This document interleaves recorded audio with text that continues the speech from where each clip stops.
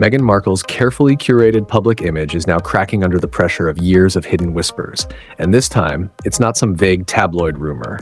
It's coming straight from her own bloodline. While the Duchess of Sussex has spent the last decade redefining herself through royal engagements, Netflix deals, and public speeches about authenticity, one particular story has quietly stalked her every move. A story that, if true, could explain some of the strange silences and family fractures that have followed her. And it all starts with a cousin who's finally had enough of being kept in the shadows. The name being whispered right now is Shawn Johnson, allegedly a cousin from her mother, Doria Ragland's side. He's not a name you'd find on guest lists or posing in royal wedding photos, but he's been making waves behind the scenes. Reportedly, after years of trying to reach Meghan and her mother directly, not for a warm family reunion, but for money, and when that failed, he did something no one expected. He talked. What makes this story even more shocking isn't just that he spoke out, it's what he said. According to multiple sources circling the story, Johnson has long claimed that he and Meghan had a romantic entanglement in their teenage years, something that allegedly went way beyond innocent flirting. The allegations swirling now suggest that Meghan was pregnant in her teens, and Johnson may have been the father. Let that sink in. The woman now known worldwide as the Duchess of Sussex, who married into one of the most scrutinized families on earth, may have carried a massive secret that even her father, Thomas Markle, hinted at during tense moments in her younger years. There's footage of a teen Meghan brushing off her father with the line, "We're not speaking." Many close to the situation believe that wasn't just teen angst. They think it was about keeping him in the dark, or maybe keeping him quiet. And here's where things get darker. Johnson never actually denied the pregnancy when questioned. He simply said, "That's me standing with her in the picture." While people pointed out her visibly rounded stomach, he didn't say, "No, she wasn't pregnant," or "No, the baby wasn't mine." He just let the speculation hang in the air. And from what's being shared by people who claim to know the truth, that silence wasn't accidental. It was strategic. According to a longtime friend of Meghan's who also chose to speak anonymously, the entanglement wasn't just real, it was known in her inner circle. The source even compared it to the Jada Pinkett Smith type of drama, saying it was more than a fling and definitely something Meghan didn't want revisited. If you believe this source, Meghan was paying Johnson off for years to maintain silence. And when those payments allegedly stopped or stalled, that's when the interviews started surfacing. Even more chilling is the idea that this wasn't just a teenage drama. The rumors suggest the pregnancy may have resulted in a birth, and the child's whereabouts remain a mystery. Johnson apparently hinted the child wasn't in Colorado, where some had assumed. No, if he's to be believed, you'd have to look somewhere else entirely. Somewhere he's not yet willing to reveal, but a card he's holding close, ready to play if necessary. And if that wasn't enough, Meghan's own behavior in an old interview with Chrissy Teigen adds fuel to the fire. She looked proud, almost smug, when referencing secrets she'd managed to keep hidden for years. Some now think she was referring to this very situation. The pressure cooker around Meghan didn't just come from one angle. It built slowly, fed by bizarre connections, odd silences, and eyebrow-raising decisions. Take Emma Grede, for example. Once known as a fringe celebrity with ties to Hollywood's influencer circuit, she suddenly became an ambassador for the King's trust. Not only that, she had Meghan on her podcast before the appointment. Now, people are wondering, was this a reward or a test? Because royal appointments don't happen overnight. It takes months, sometimes years of vetting.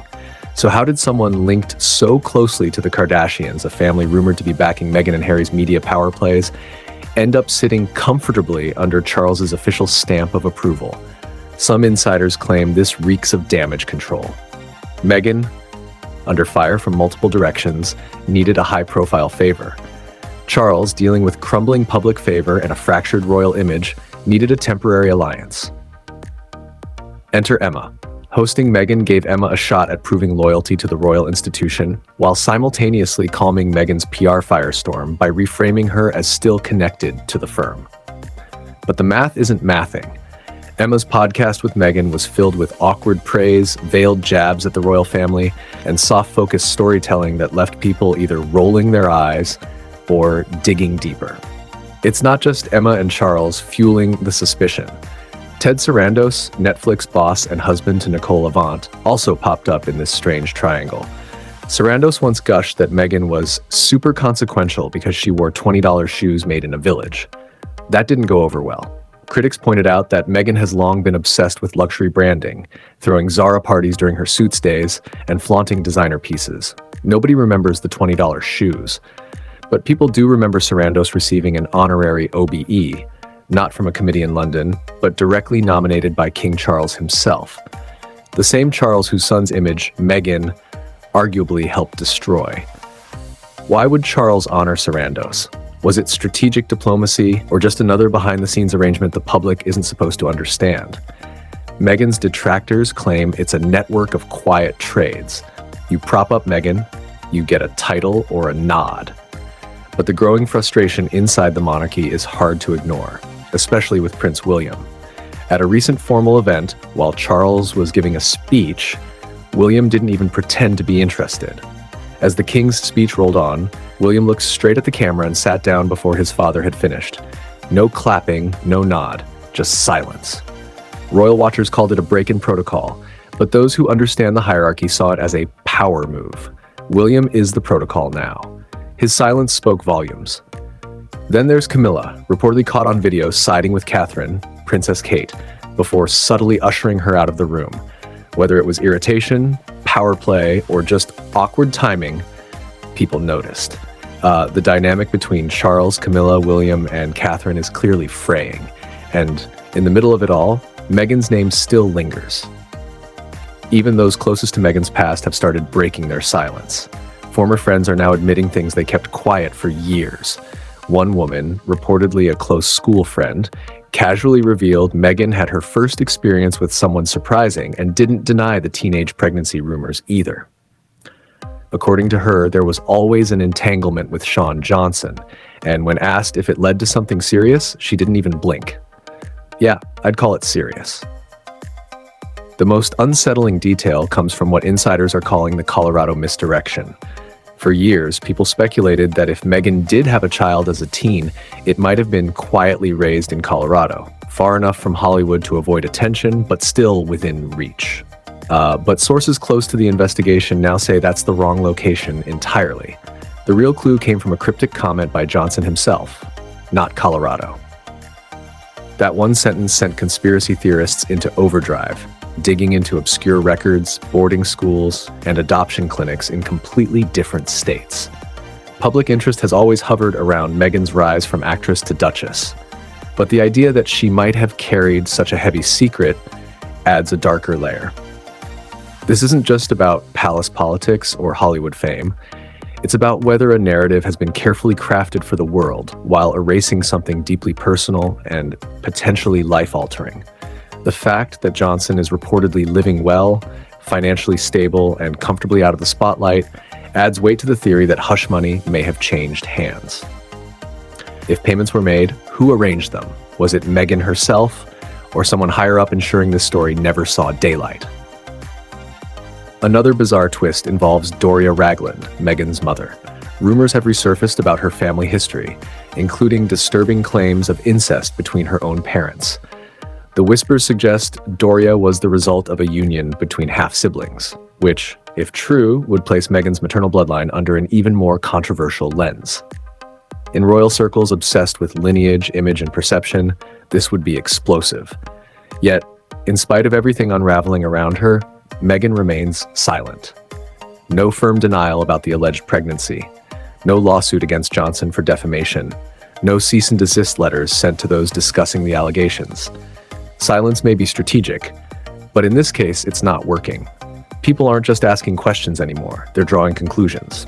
Her friends' refusal to deny the story, Johnson's ambiguous statements, and Meghan's own historical comments about keeping secrets are all converging into one unavoidable storm.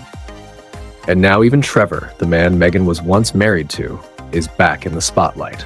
An old article has resurfaced in which he reportedly said Meghan underwent a hysterectomy, and that this became a major issue in their marriage. Taken at face value, that statement casts even more doubt on the legitimacy of her two royal children. Because if the hysterectomy occurred before those pregnancies, the public is left with one uncomfortable question. Were those children ever really born to her? There's also an old video clip making rounds online where Meghan appears visibly uncomfortable when someone mentions her relationship with her father. She brushes it off with a cold, "We're not speaking." At the time, it seemed like a simple family feud. But now, some suspect Thomas Markle may have known about the pregnancy, or even about her relationship with Johnson, and that their falling out wasn't just about press interviews or tabloid drama. The House of Windsor has faced countless controversies over the decades, but this one feels different. It isn't coming from politicians, reporters, or rival royals. It's coming from Meghan's own family. People who were once invisible, now stepping forward with stories that shake the foundation of her polished persona. Whether the truth ever fully comes out or not, one thing's clear: this story isn't going away. The whispers have become headlines, and the more Meghan stays silent, the louder they get.